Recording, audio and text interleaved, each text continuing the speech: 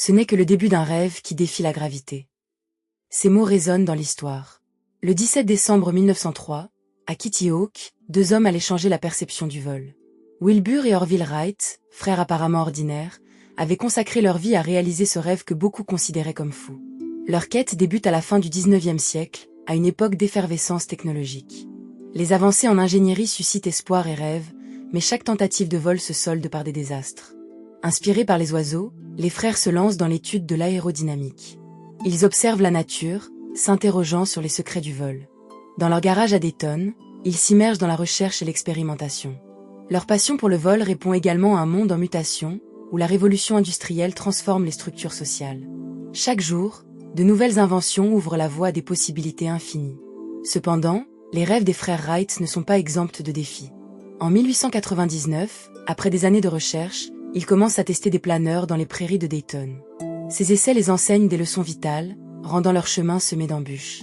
Les conditions météorologiques, les contraintes financières, tout cela met à l'épreuve leur détermination. Mais chaque échec est une étape vers leur objectif.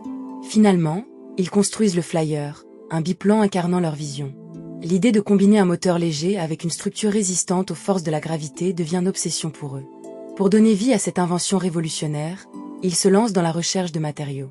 Le choix du bois, léger mais robuste, pour la structure, ainsi que ceux de tissus spécifiques pour les ailes, reflètent leur obsession pour la performance.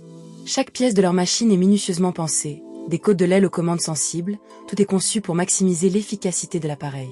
Les jours précédant le vol historique sont remplis d'excitation. Les nuits, éclairées par la lumière des lampes à pétrole, sont pleines de schémas, de calculs et de discussions ferventes. Chaque pensée est centrée sur leur rêve, une obsession qui les consume.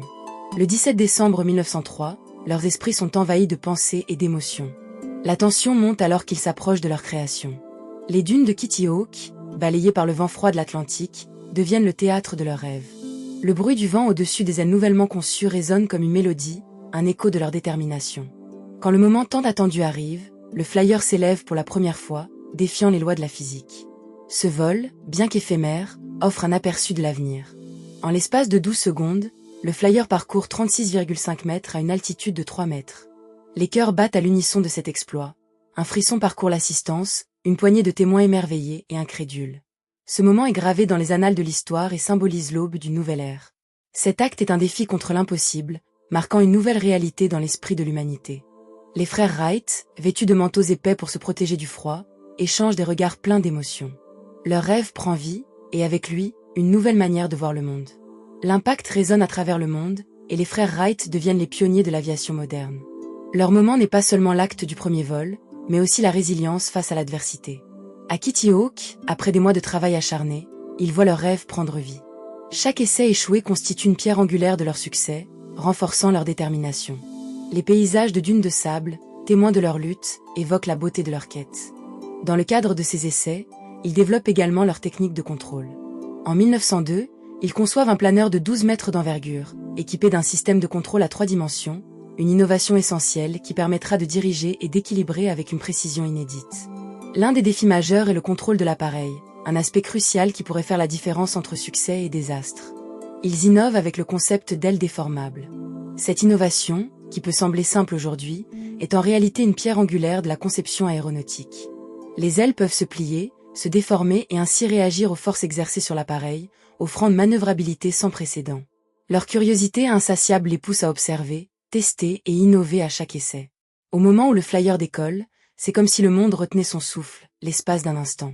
Cet exploit n'est pas seulement une prouesse technique, c'est une affirmation de l'esprit humain. Les frères Wright ne cherchent pas seulement à voler, ils cherchent à prouver que l'impossible peut devenir possible.